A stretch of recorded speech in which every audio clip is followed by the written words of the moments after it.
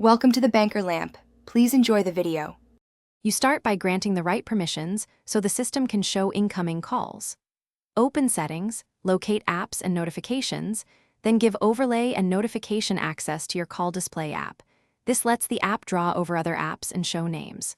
Once done, install or activate a dedicated overlay viewer if your phone's dialer lacks it. You need it to format and pin caller info. Also make sure Do Not Disturb exceptions include calls. Otherwise, the overlay won't appear when D&D blocks alerts. You will now fine-tune how the call appears on screen. Open the Overlay app's display settings and set size and position. Pick Top Center for visibility. Then map which caller fields show, name, number, photo, and set font sizes so identity is readable at a glance. Once that's configured, assign triggers.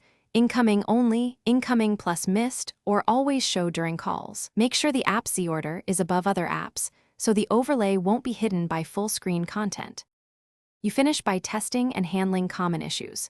Place a live call to verify the overlay appears, remains visible during media, and does not block call controls.